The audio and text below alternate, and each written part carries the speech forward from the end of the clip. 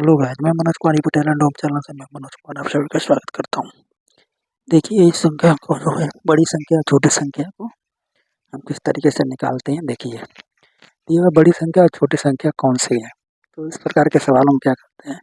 देखिए कितना है √5 प्लस √3, इनमें देखिए 5 और 2 अंतर कितने का है 2, 7 5 अंतर कितने का है 2, 9 7 कितना का अंतर है 2। तो इस प्रकार के सवालों में हम सबसे बड़ी संख्या कैसे निकालेंगे।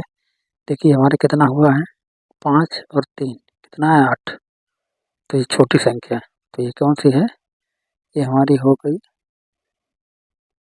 छोटी संख्या। बड़ी संख्या कितना है 11, ये हमारी हो गई बड़ी संख्या। कौन सी हो गई बड़ी संख्या, क्योंकि इन दोनों का अंतर हमें निकालना है इसलिए। अब इसी में मैं आपको दूसरे प्रकार का एक सवाल बताऊंगा।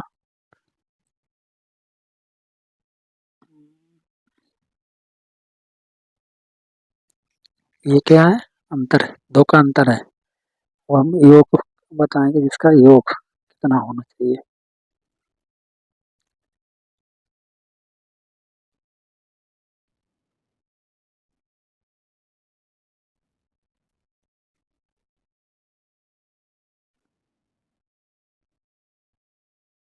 देखिए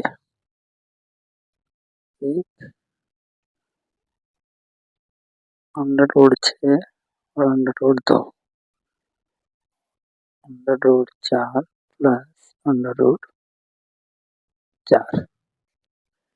देखिए इसमें क्या है, अब इस प्रकार के समूह के सवालों में क्या होता है कि जोड़ने पर एक बराबर होना चाहिए। जैसे 5 और 3 कितना होगा, जोड़ेंगे कितना होगा 5 3 8, 5 1 3 8, 5 6 3 8 और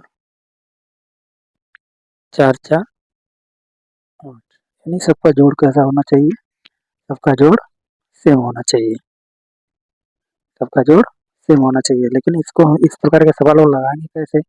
इस प्रकार के सवालों को लगाने के लिए हम क्या करेंगे, बड़ी संख्या और छोटी संख्या निकालने के लिए हम इनके दोनों में गुणा करेंगे।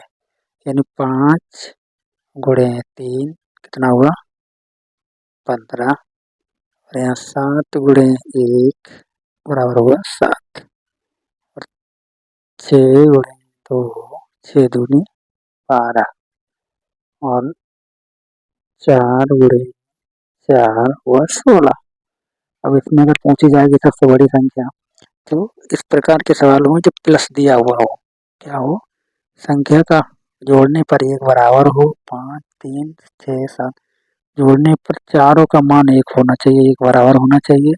इस प्रकार के सवालों को हम इनके अंकों को क्या करते हैं, गुणा करते हैं।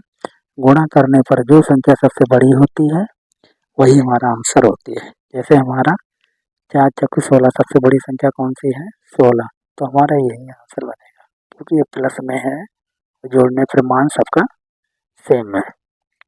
ठीक है, और इसी प्रकार अगर हम इसी सवालों में सेम इसी सवाल में अगर हम यहाँ पर क्या कर देते हैं माइनस कर देते हैं, अगर हम इसमें माइनस कर देते हैं, क्या कर देते हैं माइनस कर देते हैं, तो इसी मान में माइनस करने पर क्या है, इसी मान में हम सब में माइनस लगा देते हैं।